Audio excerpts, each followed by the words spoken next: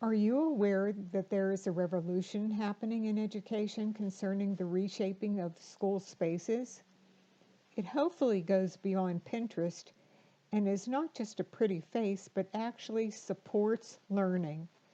But before we look at current ideas and innovations, let's look at the necessary basics from the Danielson framework. First and foremost is safety. Many safety issues just involve common sense, like the electrical cords positioned where students cannot trip on them, clutter-free walkways and a clear path for traffic flow, and training students in the proper procedures for handling potentially dangerous materials. Accessibility is important too. Students should be assured easy access to materials and supplies within reach and without obstruction to movement or viewing. Students are positioned appropriately for the purposes of the lesson. Accessibility for disabled students is handled well. In the distinguished category, much of the responsibility for maintaining a clutter-free and safe classroom and assisting others is handled by the students. Let's look at classroom design and arrangement. New data from ongoing still case education studies shows that classroom designed for active learning have a significant effect on student engagement. We could have told them that. The arrangement of the room should support the learning activity. Movable furniture, of course, offers the most flexible arrangement for various learning activities. For home, group, direct instruction, face forward. For collaboration, pair share, turn to neighbor, small group table arrangement.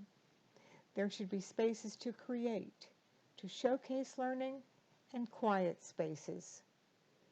Group configuration improve all of the following aspects of learning: the ability to gauge in the preferred learning method, active involvement, collaboration, creation of an enriching experience, feeling comfortable to participate, focus, opportunity to engage, physical movement, real-life scenarios, and repeated exposure to materials through multiple means and simulation. The arrangement varies, of course, with the age of the student. In early childhood and primary classrooms, there should be rug space, center and reading corners, and areas for structured class activities. While with older students, the position of chairs and desks can facilitate or inhibit rich discussion. Before we go on, here are a few more guidelines for room arrangement. Room dividers should be low so that all areas are visible to you. Areas that invite group work should not be next to quiet areas where students read or study independently. Art or other messy areas are best located near a sink. And finally, the teacher should always be able to make eye contact with all students. Whether your district is in an area where there is unlimited or limited resources, both the teacher and the student should skillfully and purposefully make use of all that is available. The type of physical classroom environment that the teacher creates can either increase or decrease the student's ability to learn and feel comfortable.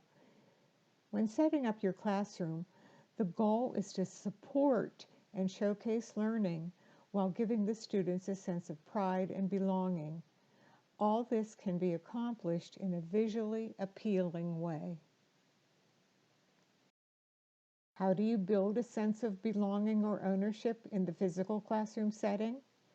Well, one way is to display or showcase the students' learning. Display students' names in many locations.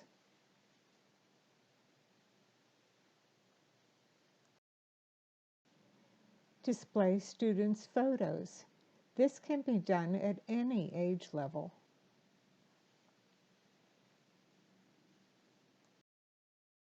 Give the student his or her own space. And finally, to give each student a sense of ownership in the classroom, solicit input and allow students to bring in their own resources. Now, I would like to suggest to you a really great book concerning physical environment in the classroom. It's called The Space, A Guide for Educators, and it's a great one if you're interested in using learning spaces to support and drive brain-friendly learning. There are some practical design tips for hacking learning spaces on a realistic budget. Included in this book are ideas on how learning spaces can support collaboration, creation, showcasing learning, and meeting a learner's need for quiet. One part that directly coincides with Danielson is the emphasis on student input. And with each learning area that you design, it is suggested that a routine and procedure for using it is also implemented. This statement is a good summary and guideline for the organization of physical space component of Domain 2. It's not about anything else. It certainly is not about decorating or being cool or whatever other goal you can think of. The physical space should be all about amplifying learning.